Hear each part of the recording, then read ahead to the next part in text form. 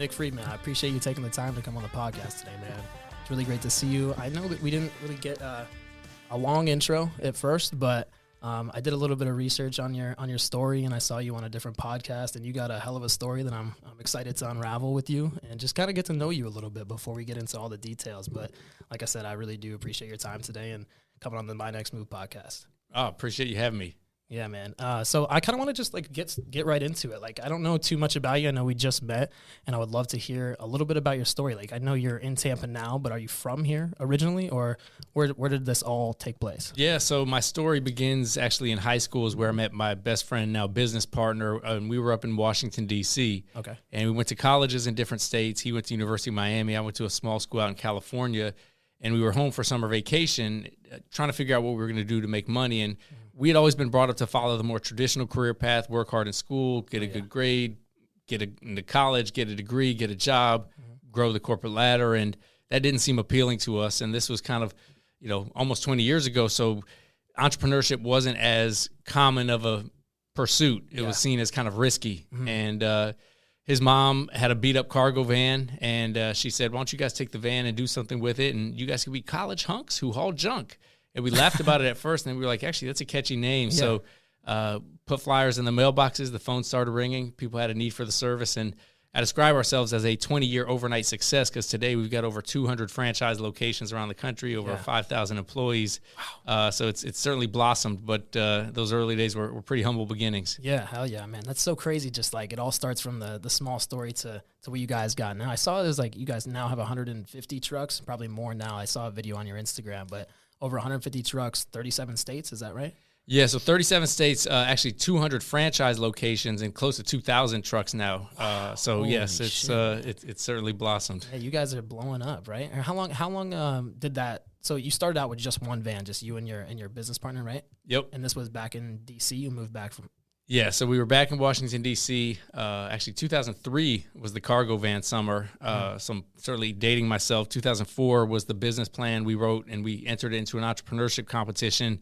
Gave us a lot more confidence in the idea. It ended up winning first prize. Yeah. And when we graduated, we got regular jobs briefly and said, you know what? I remember emailing Omar, what's our timelines for starting this business on a year-round basis? And he emailed me back, all capital letters, my timeline's right now. Let's do this, ! So, we quit our jobs, and some people were pretty skeptical about it. They were like, you're going to quit your jobs to do what? Haul junk? And the company's going to be called College Hunks. Are you throwing away your college degree to start a trash business? Is that really a good idea? And so we try to use that doubt and skepticism as a fuel for our fire to prove the doubters wrong. Yeah, I love that. And, when we first started, we were doing all the work ourselves. So driving the trucks, answering the phone, hauling the junk. And I always tell the same story, but we bought an 800 number because we wanted to look like a bigger business than we were.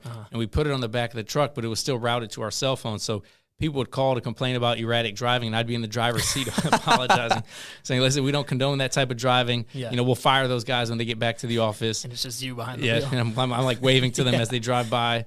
So probably fired ourselves like 3 or 4 times that first summer, and actually started to burn out a little bit because it was exciting at first, but it was like, man, this is exhausting. There's only so much that the two of us can do in 24 hours.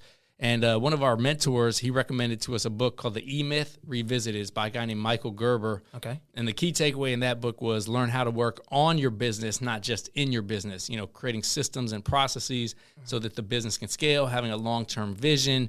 So when we read that book, it felt like it was written about us. And we thought to ourselves, okay, if we're ever going to have another truck, let alone another location, we've got to start documenting how do we do everything. And that became the foundation of eventually us being able to franchise the company, which is what we're doing now. Yeah, that's an incredible story, man. I feel like just working all the hours you had to, how many jobs do you think you could get done on a daily basis? Well, one truck, we would do maybe 5 to 7 jobs. When we first started, we were strictly doing junk removal. We were hauling people's unwanted items, charging a fee for it, and taking it to be recycled or disposed or donated.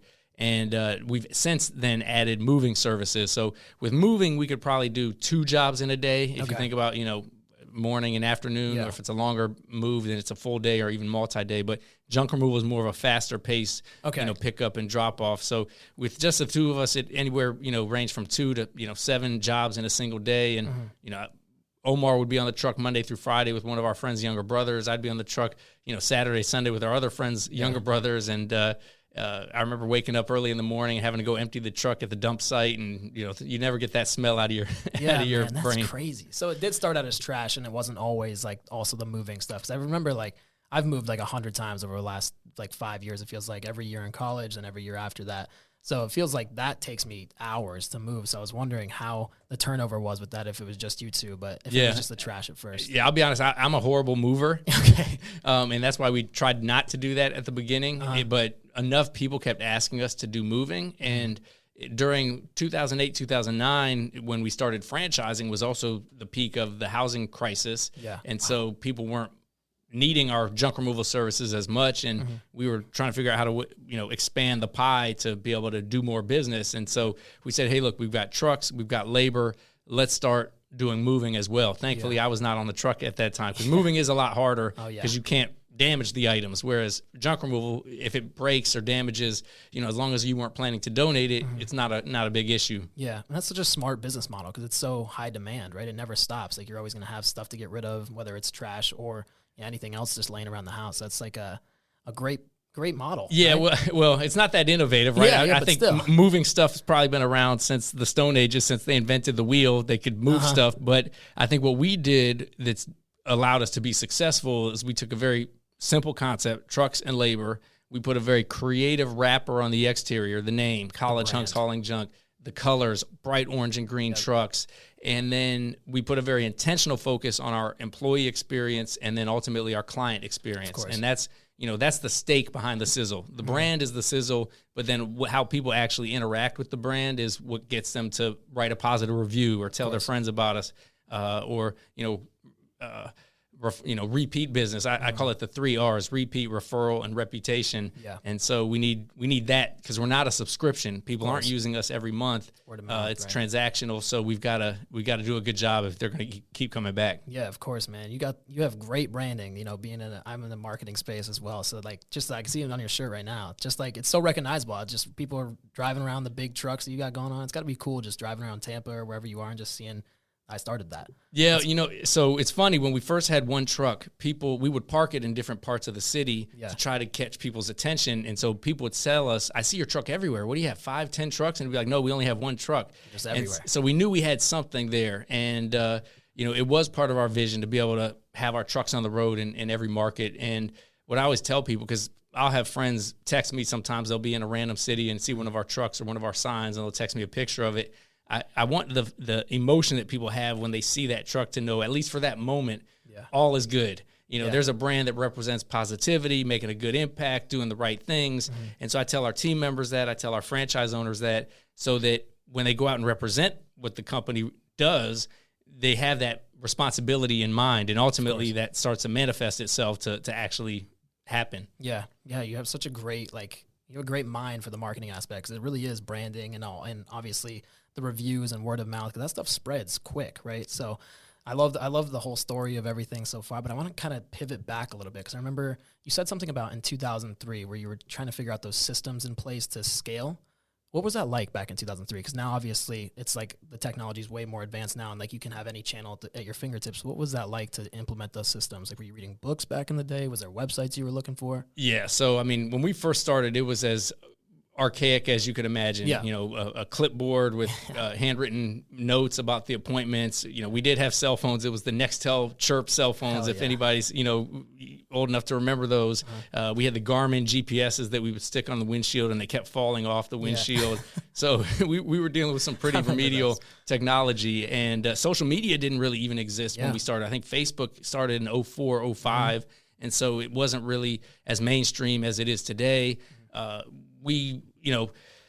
There wasn't off-the-shelf software. So, we've kind of evolved our business as technology has evolved. Yeah. We're obviously not a technology company, but we describe ourselves as technology-enabled because we want to embrace the technological solutions and platforms that are out there that can help us deliver our service more effectively. So, when the iPhone came out, that was a big game changer. When social media came out, that was a big game changer. But in those early days, we kind of had to just figure it out. We had to make checklists in Excel, and Google Docs came out, so we were like, oh wow, we could do shared documents. So those were the type of things that we were doing. and just continue to evolve it. We did work with a software partner early in the early days to try to develop some scheduling as we look to try to franchise the company as well. And so those were some of the things that we did. But initially it was just writing checklists and then Excel sheets, and then it evolved to being able to adapt modern technology into it. Yeah, that's crazy because like social media is so powerful nowadays, where it's like you can go viral and you can get your brand out there in almost seconds, right? But like back in the day, it almost feels like entrepreneurship it's probably harder and scarier, right? Back in the day, or would you say disagree? I would agree and disagree, because actually there was less noise vying for your attention. Yeah. And so back then, the bright orange and green trucks, the signs, they caught your attention and people took notice. We had an article that came out in the Washington Post probably a few months after we started the business, because one of the reporters thought the name was catchy. She wanted to know the story behind it. She wrote an article about it. And our business spiked like really 50% that month. We would go to customers' houses and they would have the newspaper article clipped out on their counter, and say, "Hey, I read your article. This is why we called you guys." Wow. Well, now, I mean, there's the messaging and the content and the information is just so fluid that it's here and it's gone a split second later. Yeah. So it's actually harder probably now to capture people's attention than it was back then, when there was less, I don't want to say clutter, but just less communication channels than there are today. Yeah, there's so much that's going on. And there's also a lot of competition in every space, right? As soon as somebody's doing well, you can see that on the analytical side. Somebody's like, let me jump on this ship real quick, like the drop shipping or like the trading back in the day in the stock market. Like people are so quick to just like transition to that, and whoever has the best brand kind of wins. But it feels like it's only like for a short time. But I don't know. It's wild to hear the story of the systems back in 2003 versus like what we have going on now. But it's interesting to hear that you think it was a little bit easier back then because there wasn't so much noise. But did you see like more of a wide reach, or did it kind of stay centralized in Washington, D.C. for a while before you started branching out? So our very first franchise owner was actually in Orlando, Florida. And then we moved our headquarters to Tampa shortly after we sold our first franchise, because we wanted to have a call center that would book the appointments for the franchise owners in the D.C. area at the time. And still, it was high cost of living, cost of office. So we moved down to Tampa in 2008. And I feel like we sort of saw the same thing in Tampa that, the whole country, maybe the whole world is seeing now, which was, a great market, a friendly, welcoming business community, awesome weather, decent cost of living, although that's kind of spiking, going up right now. Awesome airport to get in and out of. So we saw all those things, and, compared to what we were living and dealing with up in DC, we said, you know what, let's move our headquarters down to Tampa. So we kind of, because our franchise model is a service model and we're selling territories, it wasn't as dependent on kind of that concentric circle, retail model like the typical retail franchises. And we hit a tipping point probably 6 or 7 years ago. But prior to that, we were really just kind of adding 4 or 5 franchises a year, kind of really linear growth, struggling to figure out the systems and the tools. And then we had a breakthrough where all of a sudden we were adding 20, 30, 40 franchises a year. Wow. And that breakthrough, I think, was a combination of, getting better people in the organization that could help us scale, having more successful franchise owners that could vouch for the opportunity being a viable one that other people wanted to emulate and be a part of. And then, just that critical mass of momentum that can only happen with consistent effort and execution. Of course. I'd love to get into more of that scalability and like how you kind of handled that. But I want to kind of gear back before we get into that, because I know it could lead to further things. I want to talk about the Shark Tank experience that you had. You were on the first episode ever of Shark Tank, is that right? Is that the first episode of the very first season of Shark Tank. Yeah. The way we got on there was we were answering an ad in a magazine, INC magazine, that said looking for entrepreneurs to pitch a business idea for a TV show. And at the time, we had just started franchising, so we said, hey, this could be a great idea to get our name out there. And we are actually going to go on and pitch a sister company. We were going to call it College Foxes Packing Boxes. The Sharks thought it was a bad idea, and I think they were right. But Robert Herjavec actually made us an offer. He wanted a percentage of College H.U.N.K.S. We ultimately turned it down. At the time, we didn't know these sharks were going to turn into television celebrities. Yeah, we didn't know the show was going to still be on the air 15 years later. But it was a great experience. Absolutely. It was kind of, intimidating, intense, but a great way to kind of, again, catapult our brand into the spotlight. And, it still reruns from time to time on CNBC, or people watch the digital streaming version of it. And so it's kind of evergreen. It lives there forever. So we're really glad we did that. It was great experience. Man. Yeah. Did you see who were the Sharks at that time? Was it still Kevin? Mark Cuban did not come on until I think the second or third season. So it was kind of the same that they have today, plus a guy named Kevin Harrington, who's actually a Tampa area entrepreneur.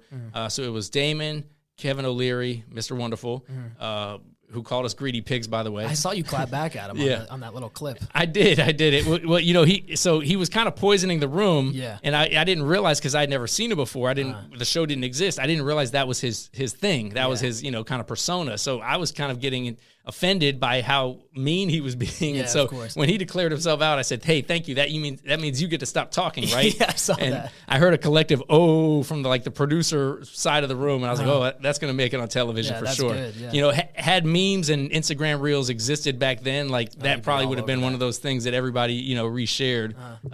But it was Damon John, Kevin O'Leary, Barbara Corcoran, Robert Herjavec, and then this other gentleman, Kevin Harrington. Got it. So it was the main cast, but then it's crazy that you run the very first episode, man. Now it's exploded. I mean, it's impossible to get on there unless you have this crazy technology nowadays or something like that. But it's cool to be the very first person on there. Did you ever see an uptick in that? Was it that popular enough? Did business start booming after that? In marketing purpose? At that time, I wouldn't say booming, but definitely it's created awareness, because a lot of people I've asked, hey, how'd you hear about us? Oh, that, I saw you guys on Shark Tank, actually, or we still can use that in some of our literature and our materials of credibility and kind of brand reputation, as seen on Shark Tank. And so cool. Those sorts of things, I think, have been the most valuable element of it. That's awesome, man. I actually got to meet Kevin O'Leary one time working on the New York Stock Exchange for a while. He'd always come down there for business. He's a short guy. Pretty short guy, yeah. At the time, they were sitting up in these high chairs, behind this big, tall countertop. They've since moved down to the lower, lower chairs. More eye level, so it's less intimidating. That's crazy. So we talked about, I had to talk about that because that's obviously just such a cool experience. I love that show, so I wanted to hear your experience on there. But in terms of the scalability aspect of College H.U.N.K.S, did you ever, you said you felt like you were at a tipping point of adding 6 franchises, and then all of a sudden you hit that breakthrough. I'd love to hear some of your advice. And I speak with a lot of people my age that are business owners, really kind of just figuring out which direction we want to go to. We're kind of in that realm phase, we're 2, 3, 4, some people 5 years old in business. And it feels like a lot of people are kind of hitting that burnout phase, how to scale. What's it kind of like in your experience, right? From that scalability, is it it all snowball effects? Do you think it's all from the hard work you were putting in over those years, just staying consistent over time? Or what was that? You're oh, it's happening. Yeah.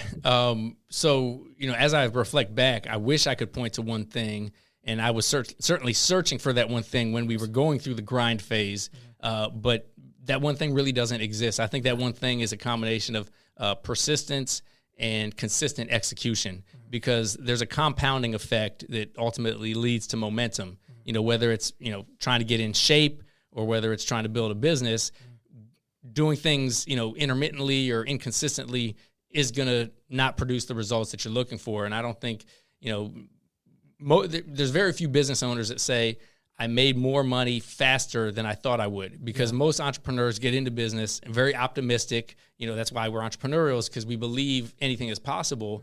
But then we get in there and reality sinks in a little bit, because it's taking longer, it's harder. You're not making as much as you imagined you would be as quickly as you thought you might be. And so a lot of people kind of jump off the track before they get to that breakthrough point. And, my dad used the analogy. He said, imagine you're trying to move a dresser, you can't run into the dresser or you're going to break. But if you start pushing that dresser and it's, on a floor or surface, you can actually start pushing it, it'll move faster and faster and faster. But when you first start pushing, it's going to take all your energy and effort to get it to move even an inch or 2 inches. And so there's that flywheel effect, I think, component. And, every business is a little bit different. Every industry is a little different. Yeah. Every economy is a little different, because when we started franchising, like I said, it was the peak of the housing market crash. And then we got to ride the wave back up when things turned around. Yeah. And so that was certainly part of it as well. The conditions changed, but we had been dragging an anchor through the sand for 3 or 4 years and didn't give up. And maybe I think, made better business people out of us as a result. And then that's why we were able to take advantage of the upside when things shifted. Yeah. I love that. I love how you're so consistent with it, and then you just reap the benefits down the road. How long was that? About 6 years until it started really franchising out there to multiple states? Probably. So we were in business in 2005 05. We started franchising in 08, and we really didn't see like a breakthrough in franchising until probably the past really 5 to 7 years. Wow. So it's really been a recent, breakthrough. Yeah. That's why I describe us as, like I said, a 20-year overnight success. And it's reflecting back, it's it was a long road to get there, but well worth it. Yeah, and I will be honest, that there were it wasn't like I was 100% focused all the time. Like I suffer from a little entrepreneurial ADD. I call it, all damn day. The head is the mind is running, and you're thinking about other shiny objects or opportunities, or that maybe this could work or that could work. And I think tempering that, allowing your creative juices to go, but tempering and focusing on what's going to be the real engine that moves. Because every time we tried to shortcut the success, or every time we tried to chase a new shiny object and took our eye off the ball that was already moving, it was like that ball that was already moving slowed down, and trying to start something new is going to take the same amount of effort to get it to move even a little bit. Yeah, even if not more. I kind of suffer from the shiny object syndrome too. It's always like I had an education brand and the marketing brand. I thought about starting a hat brand, and I was getting involved in Airbnb arbitrage. Next thing you know, I'm like failing at all of them. So I'm like, I got to just button all this up back to one thing, focus on that, and scale. That seems to be everybody's advice that I talk to, like with mature business owners that have done really well. They're always talking about just niching down, get really good at one thing, and you can kind of scale from that. Because if you're the best in one space, somebody's going to want you more than if you're kind of good at 4 different things, right? Yeah, it's tempting to want to try to be a mile wide, inch deep. It's harder to dig deeper, especially if you don't know 100% if it's going to work. As you keep digging, because there's those times where it's like we haven't hit profitability yet, or cash flow is tight, or we're not having the breakthrough, or we had a tough month or tough quarter or year, and so knowing to keep, or having the faith to keep going and keep executing on what's already starting to work or showing some promise, versus trying to take, backtrack and go do something else, I think is, to your point, the key to a lot of people's success. Yeah. They're willing to just kind of keep going longer than other people are. Yeah, I love that. I love the advice. I love the consistency you had. And sorry, go ahead. Yeah, I was gonna say, I always say urgency of effort, patience for results. So like, I wanted to be more successful yesterday, the day before, the year before, but it doesn't always happen that quickly, but it does ultimately happen. And so having the urgency of the effort of, we got to get this stuff done, let's work hard, let's execute, let's scale, but recognizing that it's not going to happen tomorrow or even the next day. It's going to happen over time. It's going to be gradual and incremental. And then eventually you look back and you're like, wow, look how far we've come. Yeah. Were there ever like any year or like any certain point that you had some hardships that you were facing? You're like, damn, I don't know if this is going to... Is there like any of those? Yeah, I mean, honestly, the 3 that stand out to me is when we first started franchising, because when we first started the business was the peak of the housing market, 05, 06. All we had to do was put a sign out and park a truck, and the phone was ringing. Yeah. And then 08, we were selling franchises, but we were in a home service category. People were moving less. People's budgets were tighter. People were getting foreclosed on. They weren't hiring us as much. And that, like I said, felt like we were dragging an anchor through the sand. But in retrospect, I think it made us much better business people, much more resilient, gritty. We had to figure it out. I mean, we were even going door to door with our junk truck, knocking on doors and saying, hey, do you have any junk you want to get rid of? We'll give you a discount today. We've got the truck. We called it Operation Ice Cream Truck. We never did get the ice cream jingle on the truck, though. And so that was a tough one. COVID was tough, for everybody, because nobody knew what the hell was going on. And in that moment, I was like, wow, we're going to lose everything we ever worked for. It's all going to go away. Damn. And so that was certainly scary. Thankfully, that turned around really quickly, because there was, stimulus and this kind of post-COVID bubble where everybody was like out moving and spending, and it was crazy. So that turned into actually a business boom. But now we're kind of approaching a market, especially in our business, where interest rates are higher, housing market is tempering down. So how do we weather this storm? And we've got a lot of new franchise owners. We've sold over 80 franchises in the past 2 years. Wow. So they're in a very delicate, early stage of their business. We've got to help them weather it as well. And so, there's always going to be that roller coaster. I think having gone through those cycles now, I'm able to not panic as much as I did previously. I'm able to not allow fear to creep in or make impulsive emotional decisions, but stay locked in with the team and kind of weather the storm. Yeah, that's good. That's really refreshing to hear, because this is my first setback year or two in business, because 2020, 2021, everybody was booming. Money was everywhere. People were throwing money everywhere. And now 2022, 2023, it's starting to catch up, like how expensive inflation was, things are overpriced, housing markets, interest rates, obviously. So people don't have as large as budgets across the board, whether it's small companies, large companies. So I'm like, why is this not as easy as it used to be? So I'm like, it's like those subtle doubts that you have, but then it's like, I'm reverting to like cold calling stuff, similar to you door knocking. Like you just got to do what you got to do. It. We had a quote on our wall in the 08-09 time frame that said, in good times, everybody can win. And in tough times, the resilient and scrappy win. And so,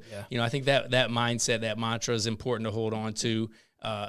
Same thing, a year ago, 2 years ago, all we had to do to make the phone ring was pay for Google pay-per-click ads because, everybody and their mother was searching for a mover or a junk hauler because they were doing stuff to their home or they were selling or buying a home. Yeah. Those searches have diminished and the costs have gone up. So all the things that we talk about we should be doing, truck parking in visible locations, signs, following up with realtors, networking, following up with past clients, all the things that take effort that maybe we got a little bit complacent about when things were really easy, we should be doing them. We should have been doing them then, but we should definitely have to be doing them now. There's no option. Yeah, absolutely. It's crazy to bring up the Google ad clicks because that's like something that my company specializes in.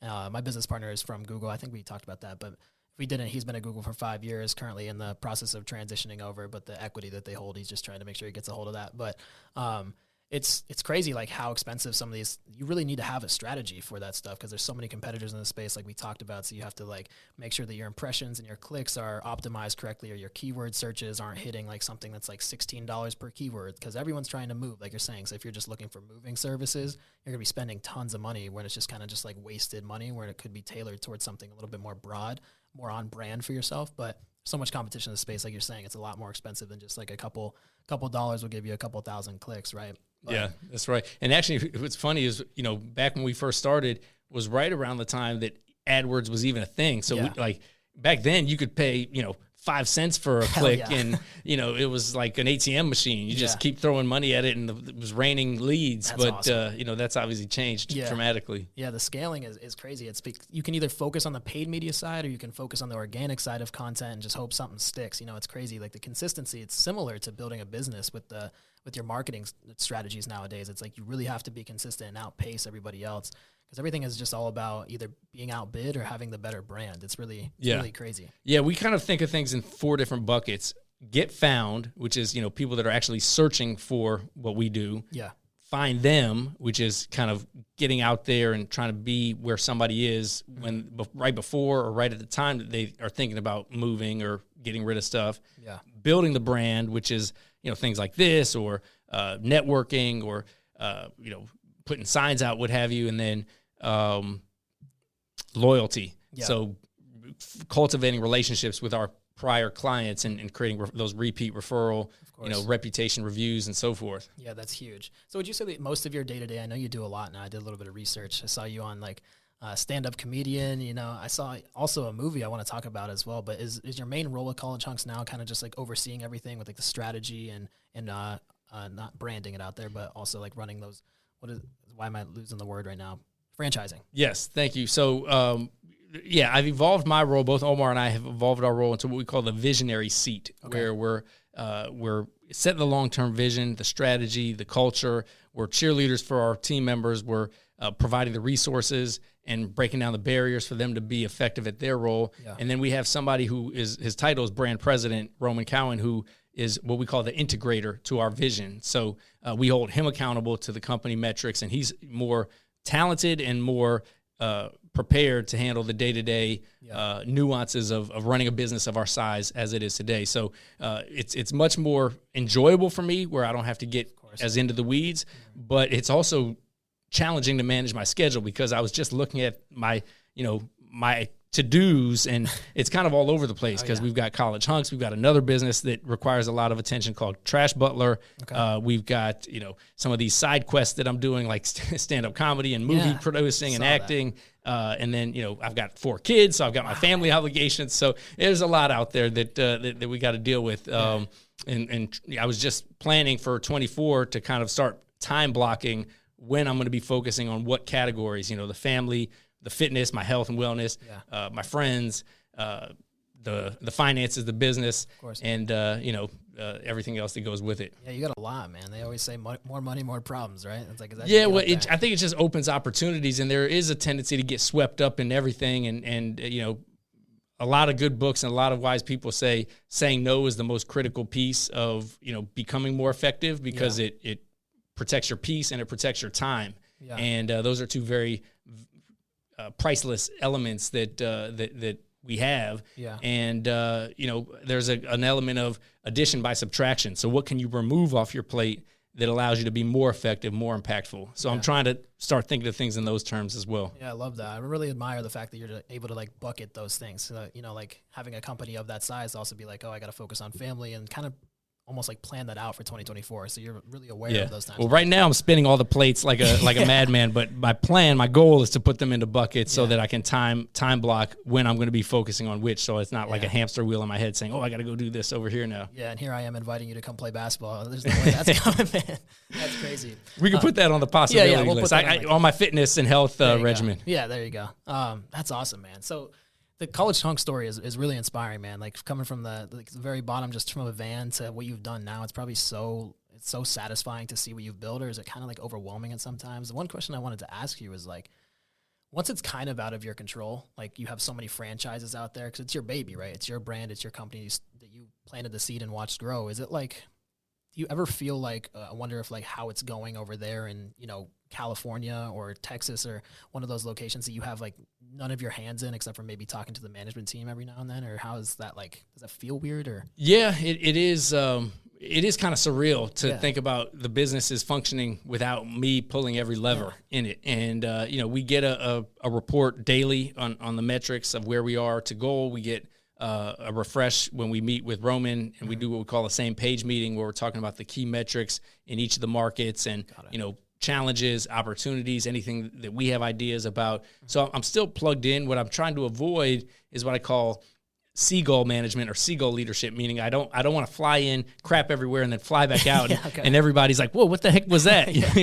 Who was that guy? Yeah. So I want to be mindful that I'm not like that angry chef that's coming in and sticking his finger in the soup and be like, not enough spice. I got to trust the team that we've got in place to carry forward the vision, the values, and the systems, and continue to enhance the systems. Now, I'm going to still be a cheerleader. I'm going to still be somebody who pushes and tries to hold accountable what we're doing, but I got to be disciplined enough to not try to take the reins of the steering wheel or whatever that other people are driving. Yeah, that's so fascinating. It's got to be such like a crazy feeling to just come in and see that all over the world. So it is kind of just like looking at the numbers and seeing like where you have to focus your time more so. Yeah, I would say so. I mean, I don't want to keep run to just fires that need to get put out, but understand what the priorities are. We have a strategic planning process that we go through.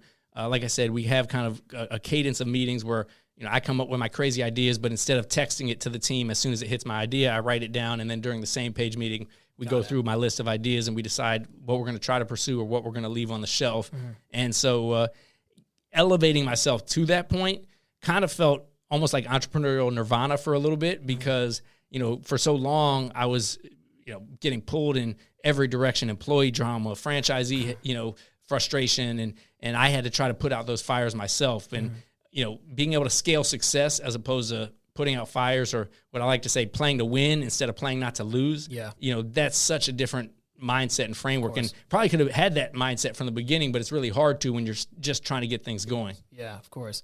It's crazy you say that, because I spoke to this guy named Keith Dunleavy. He's actually located in DC, but he's the founder and CEO of Inovalon, and he's worth billions and billions of dollars now because he kept so much equity in his company. And he was always telling me, we had a meeting for like 30 minutes one time. I had the opportunity to speak with him about like growing business, like getting his advice. And one of his biggest pieces of advice on scalability was make sure that you focus on your internal team, because that's going to be the thing that's going to help you scale, exit, whatever you want to do the most. Because if you have a really good team helping you scale, it's going to be way more valuable and way more beneficial for you than you trying to do every single thing. So kind of sounds similar. Like you're just hiring like standard procedures of a lot of people in there that know what they're doing. You're hiring really great talent in order to be successful in multiple locations. Well, yeah, I mean, without a doubt, the people is the most critical and the most difficult part of business ownership.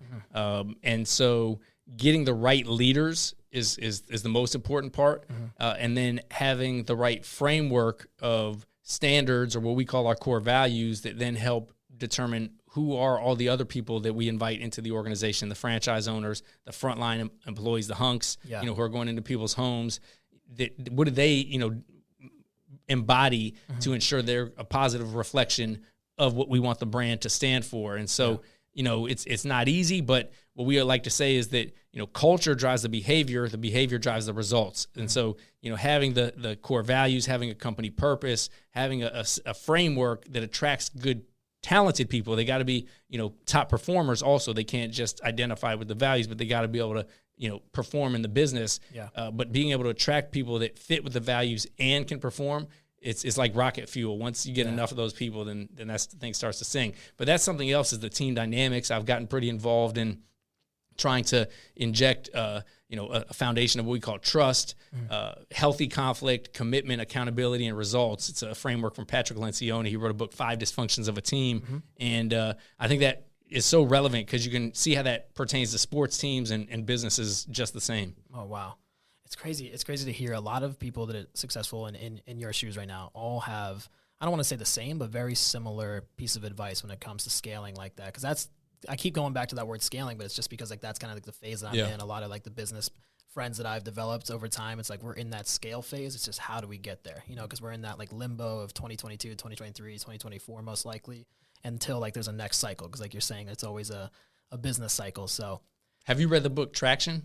Have not. Familiar with that was so we read the E-Myth Revisited early on, and then when we read the book Traction, that was kind of the next big light bulb moment for us, because it gave us the framework and kind of blueprint for scaling a business from a growing small business to one that could reach new heights. And it gives kind of the structure to planning and to data and to process. And so I would certainly recommend that one to you and the listeners as well. It's based on a model they call the entrepreneurial operating system. And there's a lot of different ones out there, as long as you have a framework that you operate the business on. And that's why you say you've probably heard a similar message from other business owners, because, there really isn't, like I said, a secret formula. It's, I think Tony Robbins says if information was all we needed, we'd all be billionaires. We'd all have six-pack abs, because, the info is out there and how to do it is out there. But it's really about taking that info and then executing on it that really makes the difference. Yeah, of course. That's great, man. I feel like we've talked a lot about College H.U.N.K.S, but you have so much more that you're working on, it sounds like, as well. You have the other business, you're an improv. I really want to talk about that. And then also I saw Bezos, a movie that you produced or you're in, or what's kind of the story there? I don't even know how to unpack that. Yeah. So I met a gentleman, Armando Gutierrez. He's one of the owners of the Tampa Yankees minor league baseball team. Okay. And he also happens to make movies, kind of lower budget movies, but he always figures out a way to weave a public figure or recognizable theme or name into the movie so that it'll sell. And I was at one of the Yankees games with him here in Tampa, and he was telling me about this script he acquired, a biopic about Jeff Bezos. It's going to be the first movie ever made about Jeff Bezos. And did I want to be a part of it? Did I want to help produce it? Did I want to act in it? And so I read the script, and I said, this is an entrepreneurial story. I've done a bunch of, unscripted reality TV. This would be kind of fun to stretch my comfort zone, to be in a movie, be part of, sharing one of the greatest entrepreneurial success stories, startup stories ever told. So we filmed it back in, it would have been summer of 21, and it just came out this past year in Really? January of 23. So it's available on Amazon Prime and all the streaming networks. It's called Bezos the Beginning. It was my acting debut. I played the role of Shel Caffin, who was the first employee that Bezos ever hired to come work for him in the garage out in out in Seattle. And so a great experience being a part of that. And the way I equate, the movie making or the stand-up comedy I did at the Tampa Improv, I call them sort of side quests or, stretching of the comfort zone initiatives. Some people want to run in a triathlon or run a marathon or hike a mountain. Those aren't really bucket list items for me, but making a movie sounded kind of cool, sounded fun to be a part of. It was on brand with my entrepreneurial story, and so I went with that. And then stand-up comedy just seemed scary as crap and something I could never imagine doing. And I heard about this CEO Comedy Challenge, and I said, you know what? I'm going to do that. I'm always preaching to our team about stretching their comfort zone. So I had to perform a 12-minute set in front of a 300-person audience at the Tampa Improv, and I said I tell people I'm glad I did it. I'm glad it's over. I don't think I'm going to do that one again. You don't think you'll keep with it? Was it tough? Like, was there you get some laughs? And we definitely got laughs. Once I heard the first laugh, I had my set list, and so I prepared it and practiced it enough that once I heard the first laugh, I was kind of in the flow and in the zone of things, like playing basketball, where you're not even thinking about what you're doing. You're just in the flow of it. I was going to say, if you have a script, you kind of feel like you're going to like follow that and it kind of messes it up, right? Like even coming in here, I did a little bit of research on your story and stuff. Didn't know too much because I feel like if I planned about it, it wouldn't be as natural of a conversation, you know? Is that kind of the similar thing with improv? Yes. So this was stand-up comedy, not so much improv. So we had it was at the Improv, but we had our set list. There was like certain themes that we would talk about, and I kind of had my setup, my punchline, and what we call the throwaway line. And so I kind of just followed that arc on each piece. That's crazy. I can't even imagine getting up there. I feel like I would freeze up, but yeah. So you also, there's a couple other things that you've been featured in a few articles that mostly for College H.U.N.K.S, or is there? Yeah, no. So, over the years, we co-authored a book, Effortless Entrepreneur. Right here, man. Right here, right? You got a copy of it there. And that story is, we were at an entrepreneurship conference, and one of the speakers said, anybody who's ever written a book always says they wish they did it 10 years earlier. So start writing. Mm-hmm. And so Omar and I went to the bar afterwards, and we were like, well, I guess we got to write a book. And we were like, what should we write about? And so we said, well, let's write, what is it that we wish we had learned in high school and college that, now having been in business for 5 or 6 years, that we've learned kind of on the job and through mentors and other books. So that was kind of the way that we approached that book. I read it recently. It's been about 10 years since we wrote it, so I am glad I did it 10 years ago and didn't wait. I would say 90% of it's still relevant. It's kind of a lot of what is it that we wish we had learned that we were now applying into our business. And so we've done that. We've done Undercover Boss, the reality show where the CEOs have to go into disguise and go work. So we just did that recently, which was a lot of fun. Yeah. And more.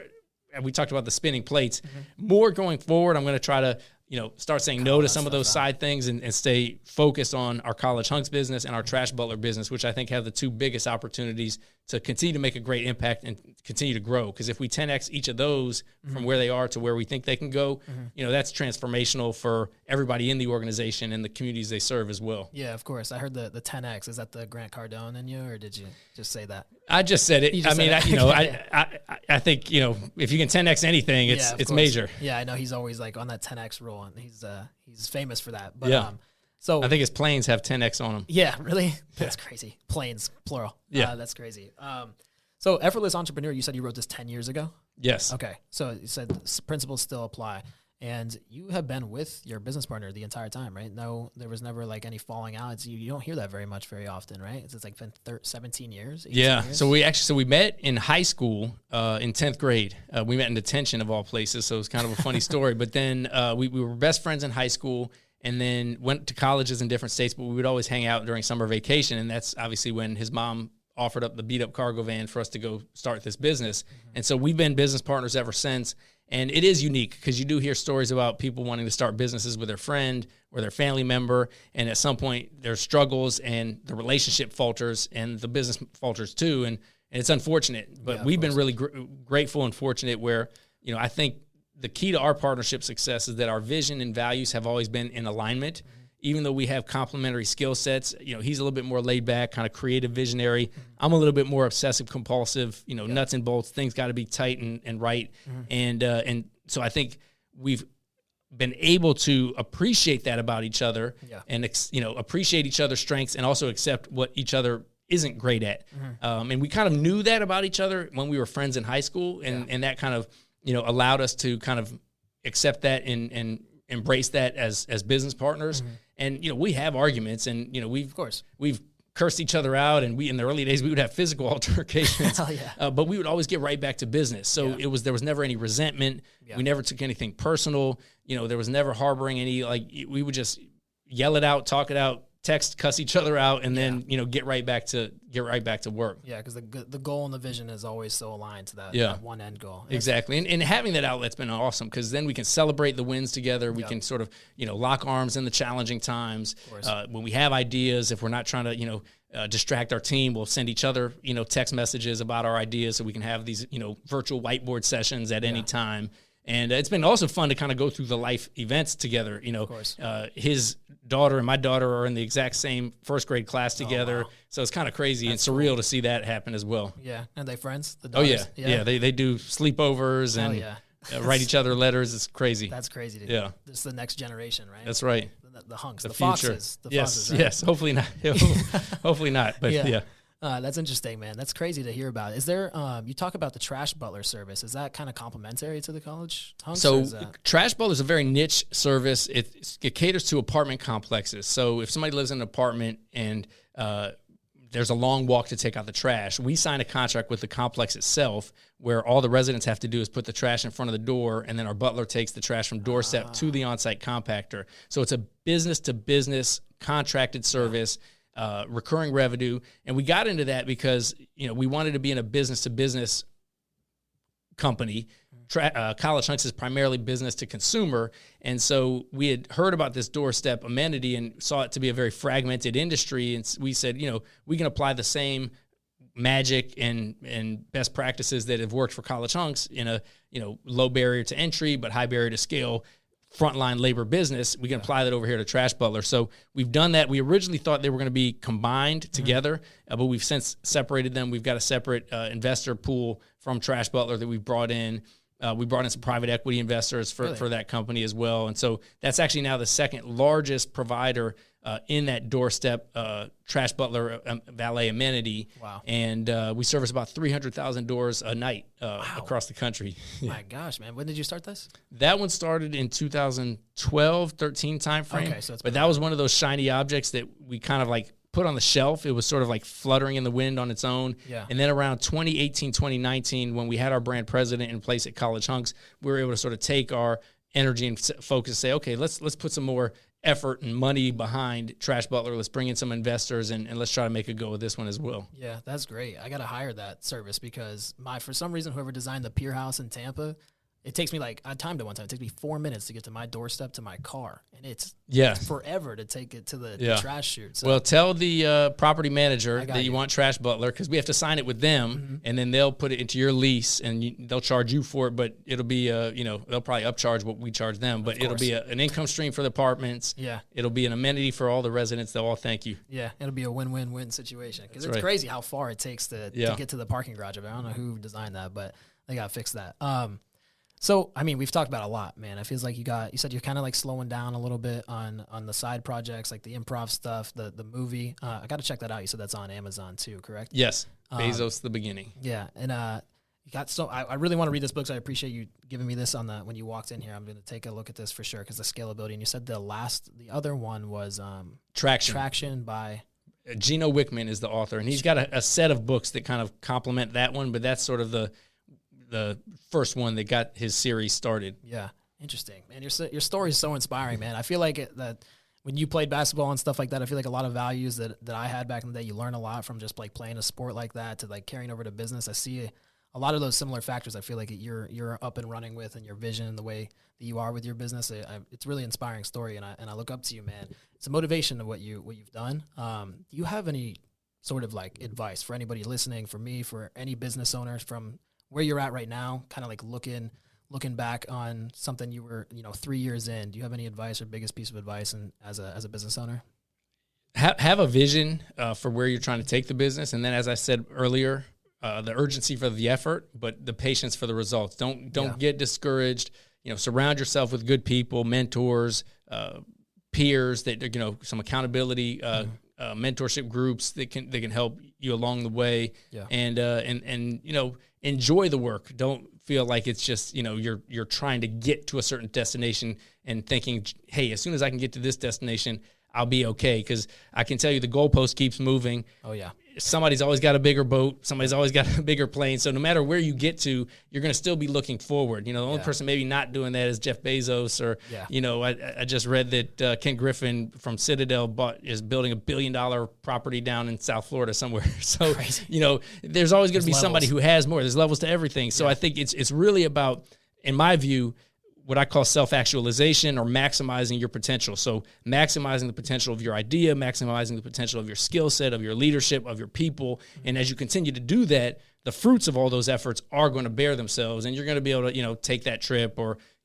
charter that plane or whatever and celebrate and have that fun. But if you're solely focused on that, you're going to get really discouraged and disillusioned. So that was more than one little piece of advice. No, that's great, man. It all comes in due time. Everyone always keeps saying that. But like you're saying, the social media aspect of everything, it's like, hey, I made $1 million today, or like, I got this brand new plane, Lamborghini, whatever. Yeah. You're kind of like surrounded by that. It kind of like just like deters a lot of people away. Yeah, I mean, I was equally as sucked into that, that visualization. I'm a visual guy, so you turn it on, you see all that stuff, and you think, well, how are they doing it? Why are they doing it so fast? And you got to remember, everybody first of all started at a different starting point. Not everybody started at the same line. Of course. Second of all, you don't know what else they have behind that sizzle, or what else they have behind that shining thing, or what they're trying to sell by presenting that. So, you got to take all that stuff with a grain of salt and just kind of focus on what you can control and what you're doing. And, some people have that overnight success. There are the tech unicorns that you read about, or the TikTok celebrities that go viral. I mean, you've had some experience with